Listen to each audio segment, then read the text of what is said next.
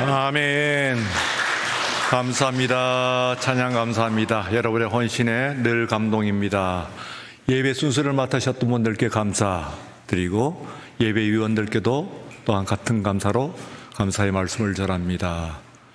위에 방송실에서도 아침 일찍부터 이제 수고하시겠고 교역자 여러분들이 헌신하는 가운데서 오늘 주일은 사순절 6번째 주일일 수도 있고 여러 가지 제목으로 불립니다. 곧 우리가 제목을 붙여놓은 대로 종려주일이라고도 하고, 오늘 우리 설교의 말씀은 나귀주일이라고 하는 이름으로 그 이름을 붙여보았습니다. 곧 종려주일이라고 쓰고 나귀주일이라고 읽는다, 뭐 그런, 혹은 이날을 예수님께서 입성하셨다고 하여서 입성주일이다, 입성한 곳이 성지라고 해서 성지주일이다 하는 여러 가지의 이름으로, 별명으로 불려지는 주일입니다. 그 중에서 오늘은 다시 이 주님의 역사적 상징성이 가득한 이 입성의 장면 가운데서 나귀에 주목을 하고자 합니다. 사실 종려주일이라고 이야기할 때 그 종려나무는 오늘 본문에서는 이 누가복음에서는 언급이 되고 있지 않아요. 마태복음에 언급이 되고 있습니다만, 그러나 실제로 그 성경에서 복음서에서 기록되어 있는 그 내용으로서는 종려보다는, 그리고 그들이 펼쳤던 겉옷보다는 실제적으로 이 나귀가 중심적인 역할을 하고 있는 것이라고 볼 수가 있습니다. 사실상에 있어서 그 주위를 둘러싸고 있는 사람들이 있었고, 그리고 앞선 사람들이 호산나, 그리고 뒤에서 다윗의 자손이여 찬송받을지어다 하면서 무리가 애워싸면서 그 행렬이 이어지지만, 정작 예수님과 가장 가까이 예수님과 밀착되어서 가고 있는 것은 바로 나귀였다, 그렇게 생각할 수가 있습니다. 그때 그 쓰셨던 그 나귀와 관련되어 가지고 복음서들은 아주 중요한 내용들을 우리에게 전달을 하고 있습니다.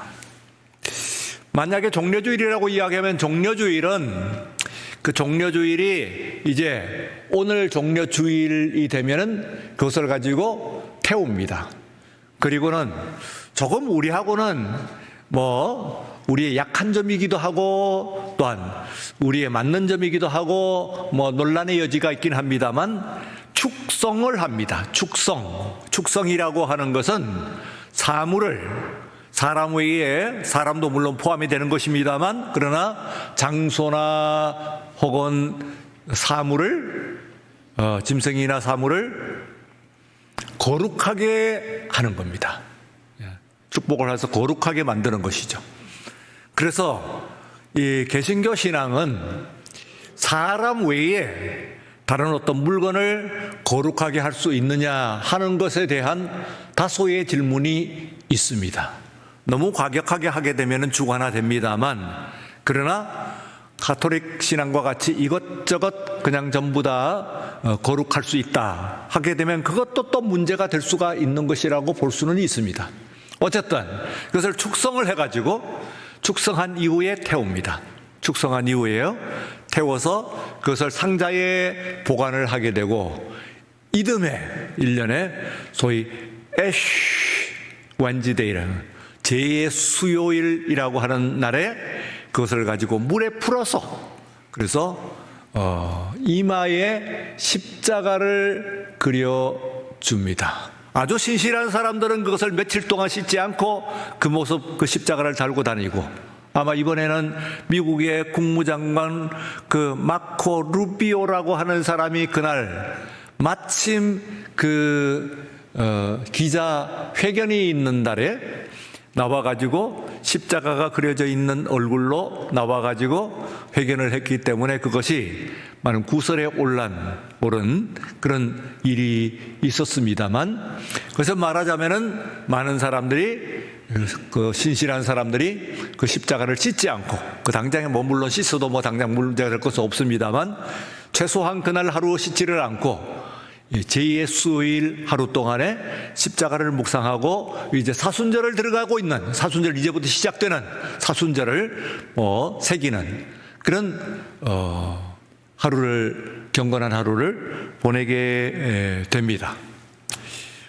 우리 개신교에서도 그와 같이 이 종려나무를 축석하지는 않습니다만, 그러나 제를 준비를 해가지고 그 죄의 수요일에 십자가를 그어주는 그와 같은 일들을 하는 그런 교회들이 많이 있는데, 우리나라는 좀 없습니다. 유럽이나 미국 가면은 많이 볼 수가 있습니다만, 오늘 이 나귀의 역할에 관해서 한 3가지 정도로 생각을 하고 있습니다. 그것은 첫 번째는 평화의 입성이었다 하는 것입니다. 평화의 입성이었습니다. 다 같이 평화의 입성이었습니다. 오늘 우리 모든 인류가 염원합니다는 결코 이루어지지 않는 것이 평화라고 하는 것입니다. 스가랴 9장 9절에 보라, 내 왕이 내게 임하나니 그는 공의로우시며 구원을 베풀며 겸손하여서 나귀를 탔나니 나귀의 작은 것 곧 나귀 새끼니라 하는 스가랴 9장 9절에 있는 말씀을 성취하신 말씀이다, 그렇게 생각할 수 있습니다만, 거기에서 우리가 볼 수가 있는 것 같이 작은 나귀의 새끼를 타고 들어가셨다고 하는 것이 말하자면 겸손하신 왕이시다. 우리가 평화를 이루기 위해서는, 개인적인 혹은 어떤 공동체적인 평화를 이루기 위해서는 겸손해야 됩니다. 가정의 평화를 이루기 위해서는 부부가 겸손해야 되고요, 그 아버지와 어머니가 겸손해야 됩니다. 어느 공동체이지 교만한 사람들이 문제를 일으키게 되어 있어요. 이 나귀는 무엇과 관련이 되어 있냐면, 대비가 되느냐면 말과 대비가 됩니다. 물론 그 당시에 예수님의 인기, 위세 같으면은 백마 하나 구해가지고 타고 들어간다고 해서 크게 문제가 어렵지는 않을 것입니다. 그러나 그것이 문제를 일으키겠죠. 왜냐하면은 나귀는 예루살렘에 많이 드나듭니다만, 예루살렘에 말을 타고 드나드는 사람들은 단 한 사람, 단 한 부류, 로마의 군인밖에 없습니다. 말은 곧 전마, 곧 전쟁을 상징을 하는 것입니다. 그러므로 도성 안에, 예루살렘 도성에 말을 타고 들어온다. 그것도 이 6월절, 이제 많은 사람들이 결집한 가운데서 말을 타고 들어온다고 한다면은, 더구나 그 사람들이 환영을 하면서 애워싸고 그리고 환영을 하고 있다고 하면은, 그러면 로마 당국이 긴장을 하게 될 것입니다. 긴장 정도가 아니라 당장 그것을 반역의 그런 무리로서 생각을 하고, 그리고 처단을 하게 될 것이라고 할 수가 있습니다. 예수님께서는 이 나귀를 어디서 구하셨느냐 하면은 벳바게라고 하는 그 마을에서 구하셨어요. 여리고에서부터 올라가서 그 다음에 예루살렘에 들어가려면은 예루살렘 지경, 행정구역으로서 예루살렘이 사실은 시작되는 위성 지역이 있습니다. 그 지역에 있는 동네가 베단이나 혹은 벳바게, 또 베들레헴 같은 그런 베트 집이라고 하는 그 뜻을 가지고 있는 마을들입니다. 베틀레헴 하는 것은 떡집이란 뜻이고, 베타니 하는 것은 가난한 사람들의 동네라고 하는 뜻이고, 벳파게 하면은 무화과, 그것도 소리건 무화과의 동네다, 집이다, 그런 뜻입니다. 그런데 어쨌든 이 예루살렘 인근을 둘러싸고 있는 마을들이 베트 하고 나가게 되면은 그것은 예루살렘의 행정구역상 일부다. 그러나 성 안은 아니지요. 성을 둘러싸고 있는 위성 시설이다.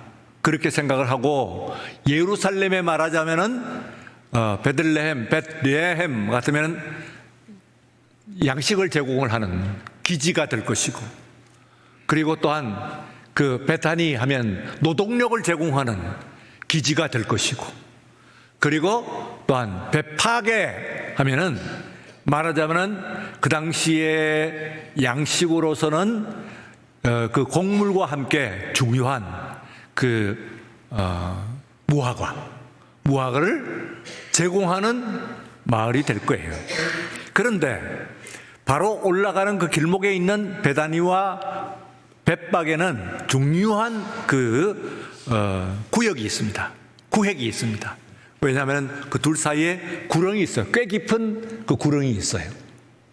그렇기 때문에 베들레헴은 연마을이라고 하는 이름을 가지고 있고, 그리고 베다니는 맞은편 마을이라고 하는 이름을 가지고 있습니다. 베다니와 맞은, 혹은 계곡을 중심으로 해서 마주보고 있는 그런 마을이다, 그런 얘기입니다. 그래서 예수님께서 맞은편 마을로 가가지고, 여기는 사람이 잘 가지 않는 곳이에요. 그렇기 때문에 베다니는 그 앞에서도 복음서와 다른 곳에서 그 언급이 됩니다만, 벳박에는 예수님의 입성과 관련되어서만 나타나고 있는 마을이에요. 멀지 않는 마을임에도 불구하고 이것이 이 본문에서만 나타나고 있다고 하는 것은 무슨 뜻이냐 하면은 그만큼 사람들이 가지 않는 곳이다, 그 말이죠. 그저 사람들에게 무화과를 재배해갖고 제공하고, 그리고 또한 그 짐을 실어 나를 수 있는, 말하자면은 운송수단을 제공하는 곳이죠. 그래서 나귀를 이제 제공을 하는 그런 마을이 바로 그 마을입니다. 근데 예수님께서 거기에 가가지고 어느 집에, 아무개 집에서 나귀가 묶여 있는 것, 그것도 어미 나귀와 그리고 새끼 나귀가 묶여 있는 것을 보면 데리고 오너라. 그래서 만약에 주인이 왜 나귀를 끌고 가느냐 하고 이야기하면은, 그러면 주가 쓰시겠다 하라 그랬습니다.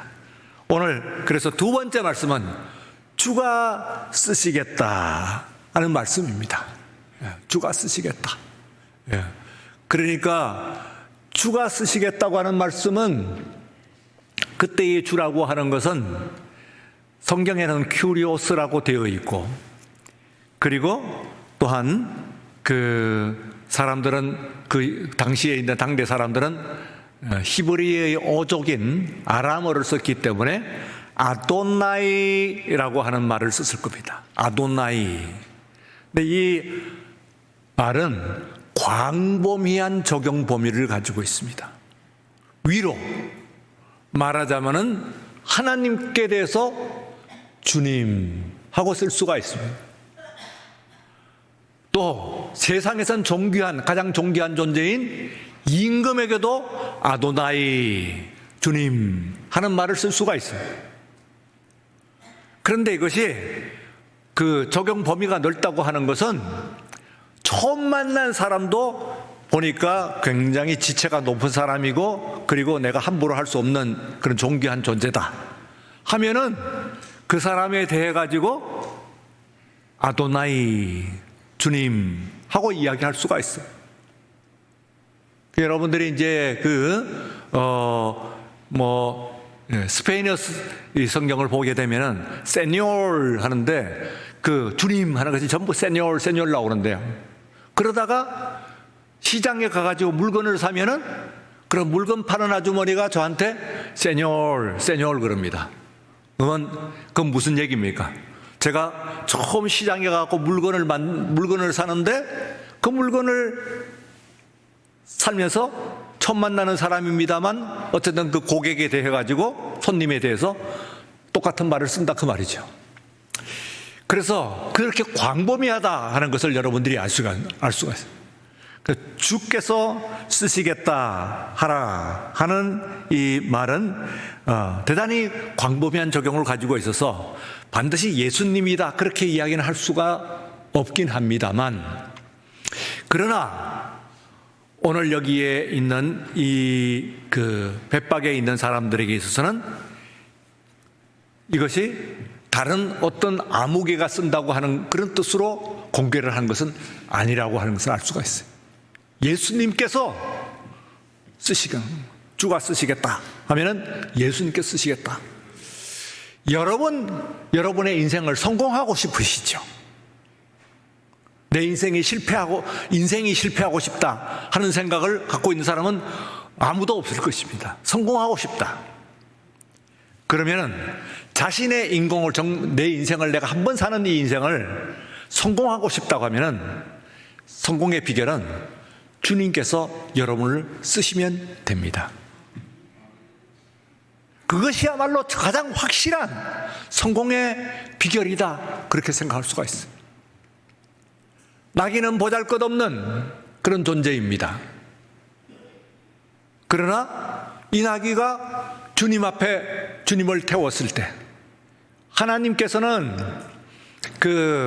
하나님께서 받으신 정결한 짐승은 소와 양과 염소와 그리고 심지어는 비둘기까지도 정결한 짐승으로 그렇게 받습니다만 나귀는 받지 않으셨어요. 네.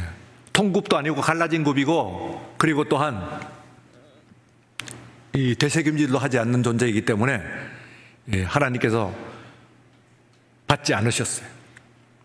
뿐만 아니라 어떻습니까? 이 나귀는 그러므로 식용도 되지 않아요. 유대인들은 먹지 않아요.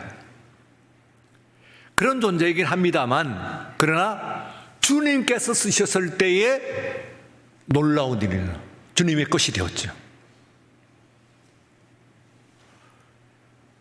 이스라엘 민족들은 그 구약시대 내내 주님의 하나님의 손에 들린 그런 백성입니다만, 그러나 그 나머지 모든 민족들을 향해서 그건 지금 하나님께서 받지 않으셨어요. 구약시대. 그러나 오늘 우리가 이스라엘 민족은 아니긴 합니다만, 그러나 영적으로 아브라함 자손이 되고, 그리고 또한 구원을 받은 하나님의 자녀가 되는 것은 바로 우리 위에 누가 타고 있습니까? 예수님께서 타고 계시고 주가 우리를 쓰신다고 하실 때에, 그때에 우리 거룩한 존재요, 주님의 사랑받는 존재요, 그리고 그러므로 말미암아 자신의 인생을 정말 성공하는 우리 모두가 되실 줄로 믿습니다. 그래서 주님께서 정말 나를 써주십시오. 그 외에 참존 화장품 장로님께서 하셨다고 그러잖아요. 그런 사훈을 가지고, 신념을 가지고 주가 쓰시겠다 해서 그 앞에서 이미 화장품 업계에서는 많은 좋은 화장품이 아모레를 위시해가지고 기라성 같은 회사들이 있었습니다만, 그러나 자신을 그런 신념으로 내어놓았을 때 마침 불어오는 한류의 열풍과 함께 많은 세계에 알려지는 그런 큰 사업을 일굴 수가 있었다는 그런 말씀. 주가 쓰시겠다. 주님, 저를 써주십시오. 저는 연약하고 보잘것없고 힘도 없고 미천한 그런 존재입니다만, 그러나 저와 저의 가정, 저와 저의 자녀들을 주님의 손에 들려진 도구로 써주십시오. 주님께서 타시는 나귀가 되게 해주십시오 하고 기도한다면 하나님 그 크신 은혜로 여러분들과 함께 해주실 줄로 믿습니다. 세 번째는 멍에를 메어보지 못한 이 나귀가 처음 우리 하나님께 드리는 것입니다. 처음 주님 앞에 드리는 거예요. 아주 기묘한 말씀이죠. 이때에 쓰여진 묶여 있는 나귀가 어미 나귀와 그리고 새끼 나귀예요. 근데 예수님께서 끌고 오라고 하는 것이 두 마리를 다 끌고 오라는 거예요. 어미 나귀는 튼튼하겠죠. 근데 새끼 나귀는 아직 아무도 타보지 않은 거예요. 예수님께서 어미 나귀를 타셨느냐 하면은 새끼 나귀를 타셨어요. 그러면 어떤 일이 일어날까요? 아무리 나귀가 힘이 있고 그리고 사람을 태우는 그런 존재이긴 합니다만, 심지어는 사람을 태우고 물건까지도 씌울 수 있을 정도로 힘이 세요. 그러나 한 번도 타지 않은 그런 나귀라고 한다면은 그 무게를 예수님의 33세에 장정 되시는 예수님의 상당한 무게가 있을 것이고, 더구나 지금 훈련도 되지 않았고, 더구나 지금 나가면은 많은 군중들이 둘러싸고 있습니다.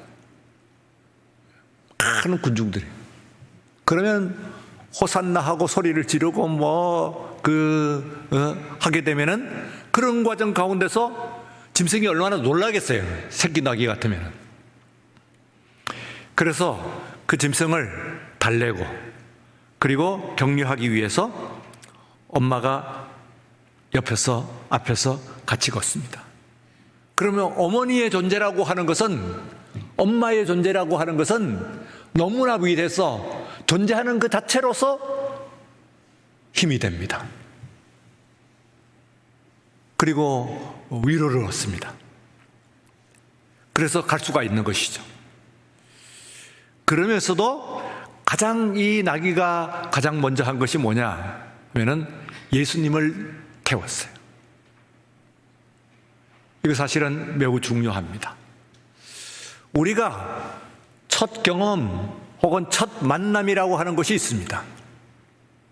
어떻게 시작하느냐 하는 것이 그 사람에게 있어서 매우 중요해요. 그래서 우리가 그 좋은 학교를 따지는 것이 뭡니까?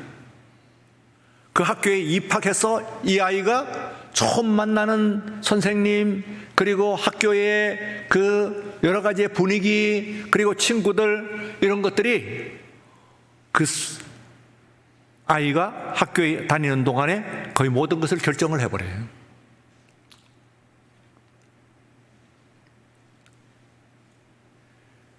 그런데 사람이 이제 교인들도 마찬가지.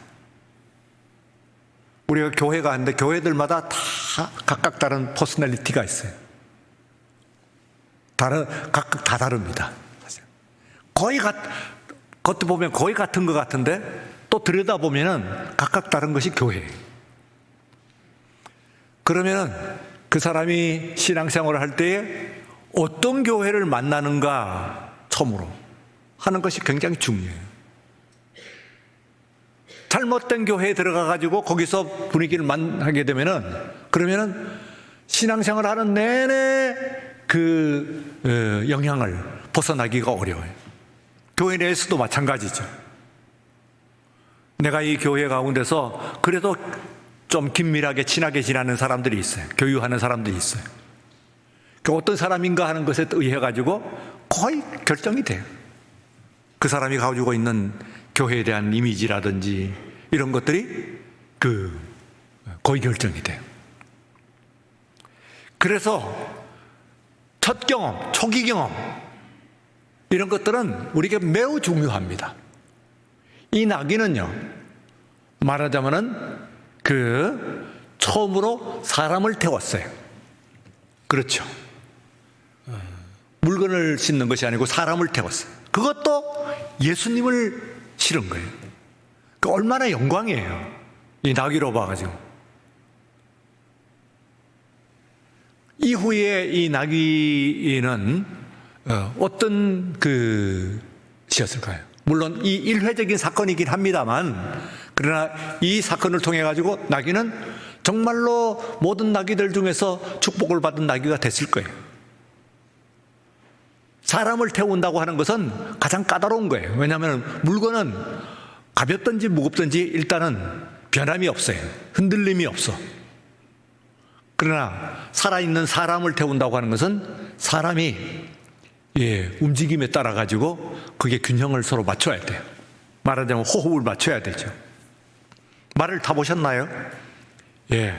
뭐 우리가 전문적인 기술은 아닙니다만 이 여행지 같은 데서 말을 타보는 경험이 있습니다. 그러면 처음에는 말도 놀라고, 그리고 우리도 타고 있을 때 너무 힘들었죠. 쉽지 않죠. 살아있는 짐승 위에 타고 있는 것이. 그런데 이걸 타고 조금 한 10분 정도를 그러면은 요령이 생깁니다. 그 요령이 뭡니까? 특히 또 운동신경이 좀 좋은 사람들 같은 경우는 그 요령이 더 빨리 익힐 수가 있죠. 뭡니까? 말의 움직임에 따라 가지고 내가 내 몸을 맞추는 거예요. 그게 굉장히 중요해요. 근데 그것은 말도 마찬가지입니다. 짐승도 마찬가지예요. 위에 있는 사람의 몸무게나 혹은 움직임에 따라 가지고 거기에 맞춰 가지고 가게 되면은, 그러면은 좀 덜 힘듭니다. 물론 처음 타는 그런 짐승이어서 쉽지는 않습니다만 훨씬 쉬워요. 그 전에 처음 당장 올라갔을 때보다는. 그러니까 우리가 이 짐승을 탈 때 이 짐승도 사람을 태웠을 때의 느낌, 이걸 가지고 확실하게 말하자면 길들여짐이에요. 길들인다고 하는 게 길들인다고 하는 것이 그 짐승이 이제 가는 길이에요. 그래서 시작을 잘 해야 돼요. 우리가 예수님으로부터 시작하고 하루의 시작, 또 주일의 시작, 이것도 여러분들이 예수님과 더불어서 시작하시면서 나머지의 모든 삶을 이끄시는 그런 축복받는 우리 모두가 되시기를 주의 이름으로 축원합니다. 비틀거리다고 하더라도 그것은 괜찮아요. 그건 예수님께서 익숙한 어미를 타지 않으셨어요. 내가 비틀비틀거리고 문제가 부들부들 떠는 거, 놀라는 것 다 괜찮습니다. 다만 의지를 가지고 태워보라, 시도해보라. 우리 하나님께서 여러분들과 함께 하시고 축복해 주실 줄로 믿습니다. 기도하겠습니다. 거룩하신